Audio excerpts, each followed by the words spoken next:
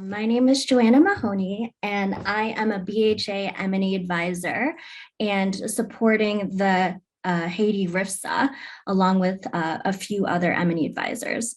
But I will be your primary. I'm very, grateful for your participation in this. And unfortunately, we would always like to, provide these workshops in person and work with you in person. And we plan on doing so in the part 2 of the M&E workshop. So today we have a lot of material to cover in a relatively short period of time. And we are going to start with a broad overview of the M&E plan that's relevant to everyone in this room today.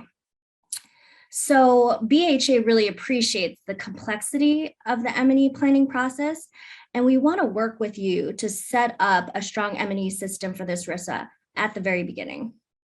Our purpose will be to identify and use methods and approaches that are effective and practical, and that generate timely, actionable information that will feed into your decision-making and strategic planning process for your program. What's important to note is that today's conversation is the beginning of this process, but there will definitely be continuous engagement throughout the programming with us. So next slide, please. And so today's objectives of this overview session of the M&E plan will be to understand the overall purpose of M&E for RFSAs and be familiar with the M&E plan components and specific subcomponents of the monitoring strategy so that we're all on the same page and understand the expectations. We'll go over performance monitoring and the difference between performance monitoring and performance evaluation. The primary document that you'll be submitting is the monitoring strategy. So to get there, we'll start with a big picture overview and then dive a little deeper into the specific components. Thank you. Next slide. And so we're really thinking about, to begin with, why do we need an M&E plan? Next slide, please. So really to dive into why we need the plan, we have to think about its purpose and be very aware of what we're trying to achieve with it. We would like to explain in detail how partners will measure the progress, and it also serves as a purpose towards communicating the achievement of goals and purpose. And it also talks about lower level outcomes about what we can find in our theory of change. So it also outlines how the partner plans to comply with the BHA policy and guidance, which will soon be known as BHA's technical guidance for M&E and reporting for resilience food security activities. It will provide detailed plans for data collection, especially on safeguarding, analysis, usage.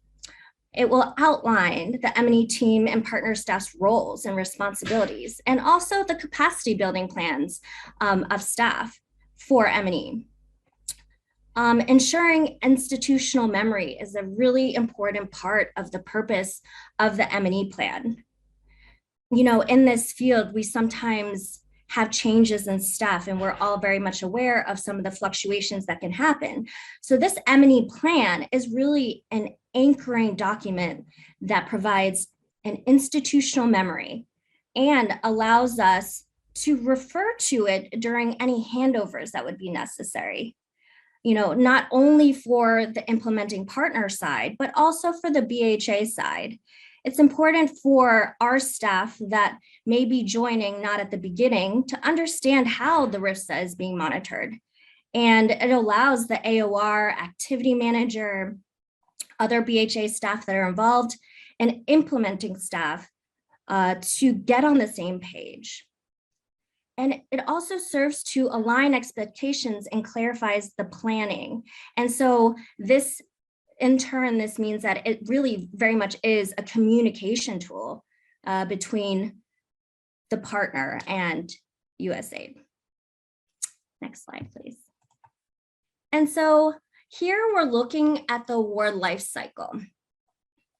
And we see that there's a pre-award stage. And this is really the business development part, the front end work, which included responding to the RFSA, primary plans for the theory of change. And this really is to show you and demonstrate that the M&E planning starts from day one. And when we think about performance monitoring, it really spans across a really long period of time. So here we see in year one, we have the baseline, year three, the midterm, and the year five end line.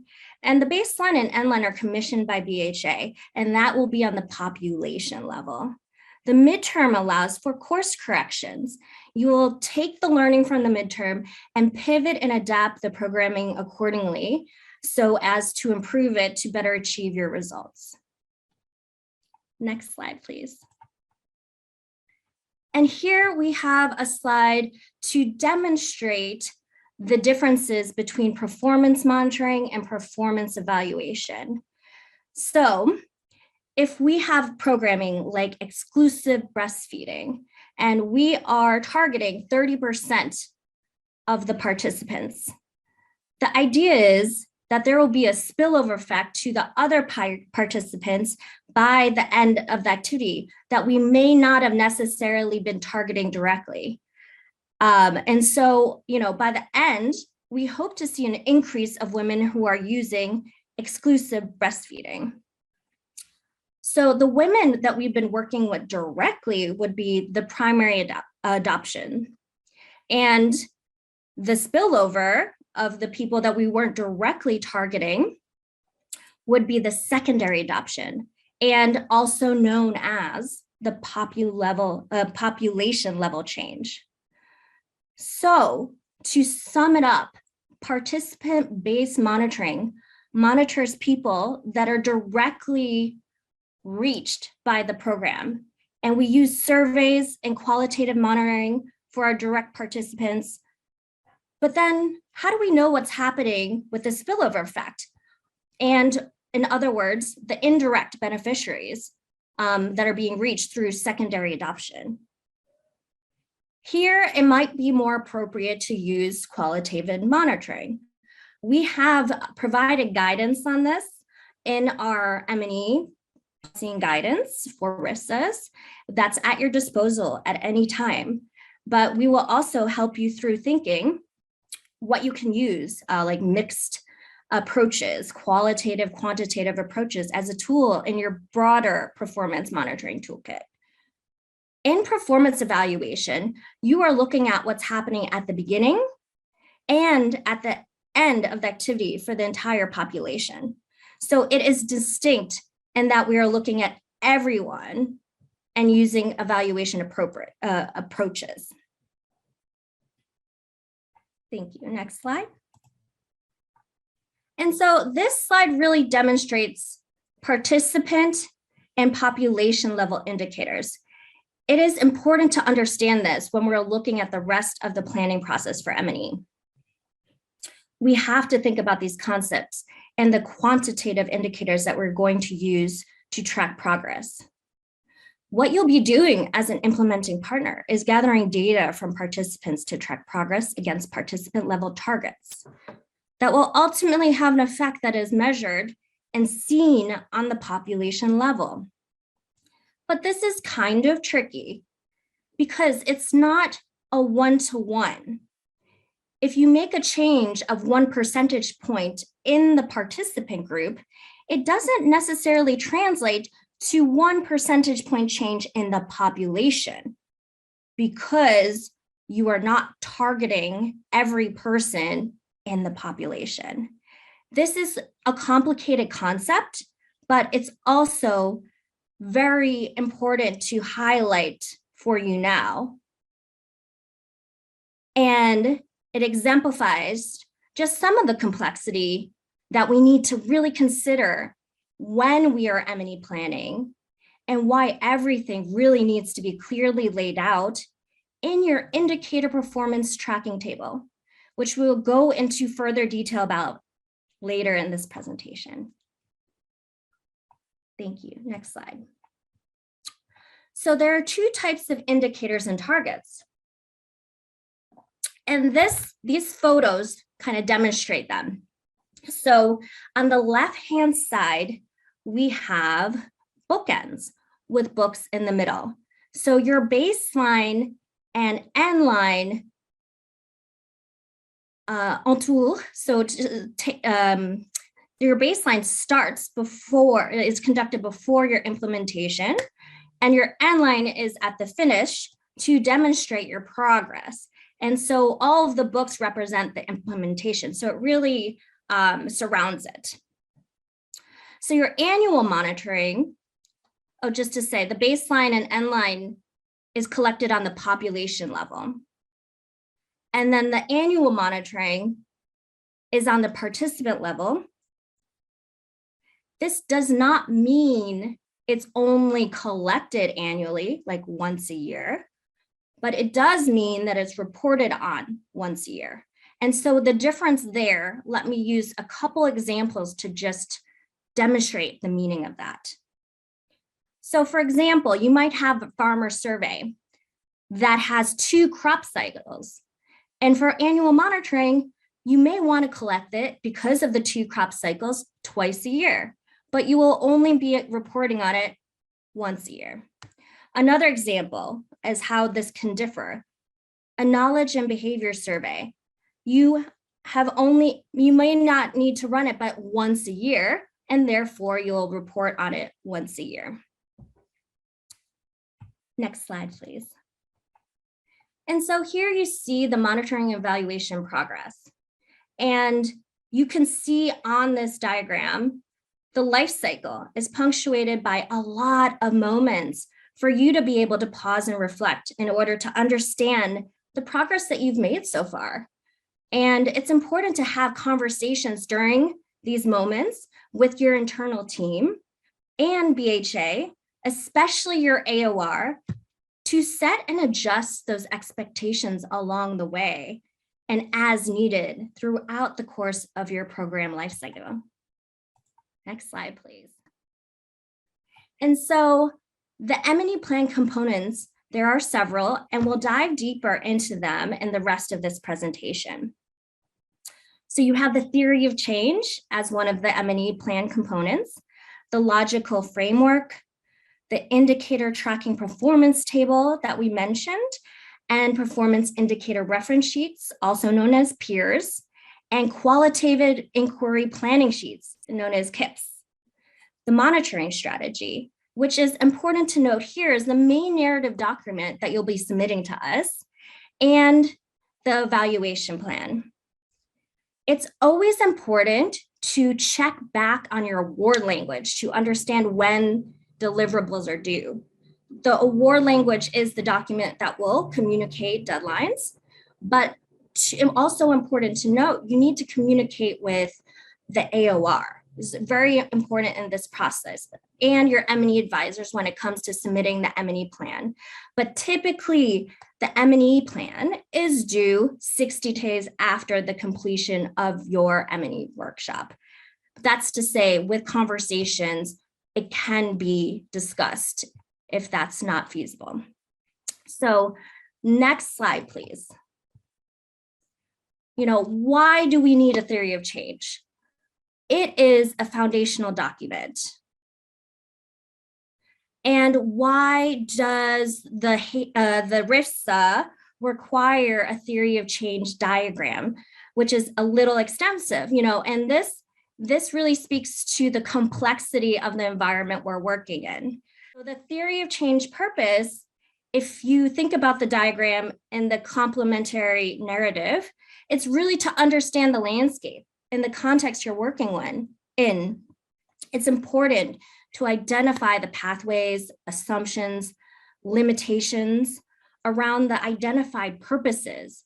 And you need to map those things out in advance, which is why we have the theory of change.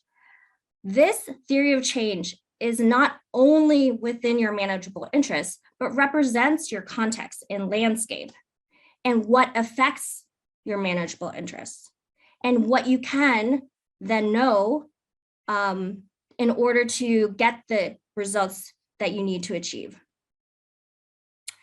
So the theory of change is used to drive the strategy of the RFSA.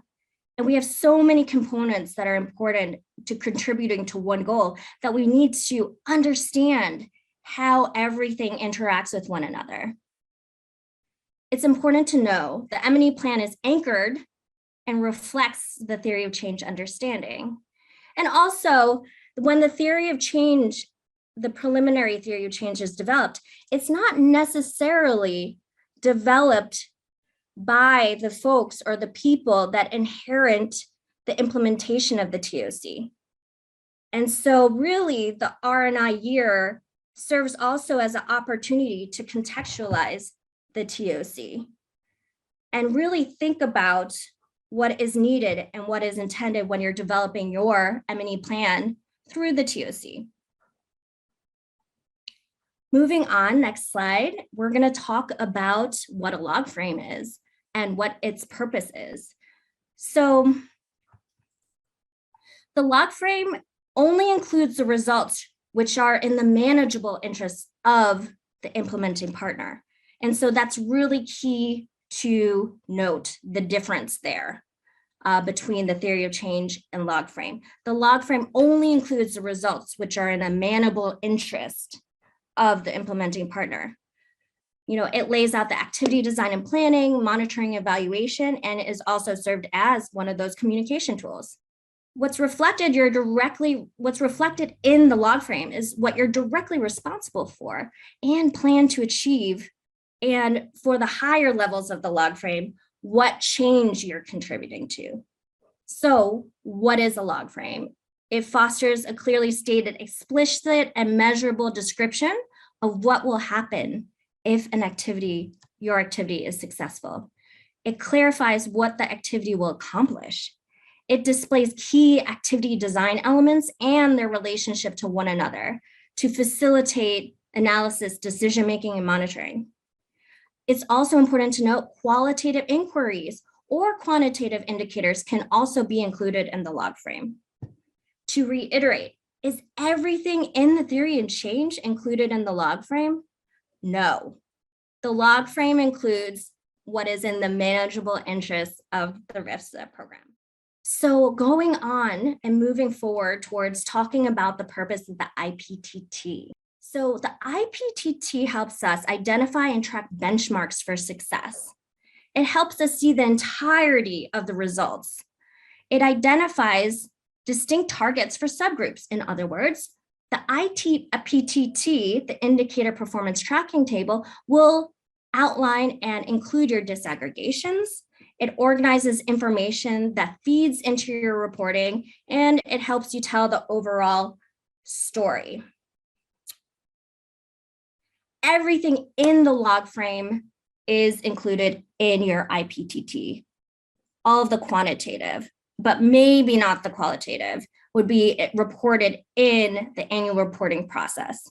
So there is, in the IPTT, more detail on disaggregates, annual targets, actuals, quantitatively. Indicators included in your IPTT are baseline, endline, annual, routine monitoring, survey, mission, environment, and custom indicators. And this IPTT should really result in your ability and allow you to see what's planned and what has already happened. So in the next slide, we're gonna see visuals because I know it's always helpful to see a visual. So the theory of change, you can see the diagram document here of the theory of change. It is like you will be creating your log frame off of the theory of change. So the theory of change is the foundational document. And then next, you'll see here that the log frame, everything included in log frame is in the IPTT. So your IPTT is like more, except for the qualitative, is more detailed. And they really do, these two documents really do need to complement each other. So when we're moving on to talk about the monitoring strategy considerations, we're really thinking about the monitoring strategy as the main deliverable you're submitting. So these are important considerations. Everything here is really important to consider. When you design a monitoring strategy, you'll be thinking about all of these processes, tools, approaches to ensure that it's going to work well and ensure you're supporting the qualitative and quantitative aggregation of relevant data. What's important to note is monitoring is something that happens all the time. It is not stagnant. Therefore, the strategy is a living and breathing document with the purpose of how really do we get the people in the project the right information at the time they need it. Your client, it is important to think as your client is your technical team, and your job, our job, is to support the decision-making process and to provide the information they need in order to anticipate issues, which will allow the program to pivot and change as necessary and better achieve its intended results. We have seen the most successful programs have done this through setting this foundational thought work in place correctly and then documenting their learning. We recommend starting with, as far as resources with the BHA, RFSA, M&E, PNG, but also there are so many other resources out there with IDEAL, and we can ask questions and, refer resources as they're needed throughout this process. And so the next slide here, the data flow is just exemplified through these photos and what it could look like, which is part of your monitoring strategy. And this is what you'll be developing for your RFSA and contextualizing. The next consideration we can make is about the management information system. Okay, and so this is about your database development and having a unique ID system for your participants and what your IT and MIS staffing will look like and what privacy and security permissions do you have set up to ensure that the data is adequately protected. It is important to get this right at the beginning, especially when thinking about staffing and budgeting this appropriately, because then it will reduce the risk of issues down the line. So the next consideration is the data quality assessment, which is a periodic review of the data collected and reported by the project's M&E system, including the consideration of the adequacy of the data quality assurance plan. So you would strategically identify through this data quality assessment 3 to 5 complicated indicators to measure and really make sure that they're following the data quality standards and that you are collecting data and reporting data of good quality that we can rely on for decision making. So the M&E staffing plan and capacity development strategy really is to identify who's on your M&E team, learning team, discuss responsibilities, also identify other staff that are included in data collection in your M&E system and develop, roles and responsibilities. So everybody's on the, clear and on the same page, an organogram so everyone knows where they, are in the system, a capacity development strategy for those who need to build their capacity in M&E.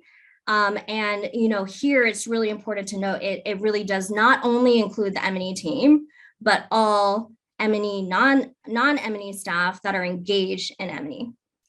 The evaluation plan that you're going to be submitting is really, looking at the evaluation plan for the RFSA through your lens as the implementing partner.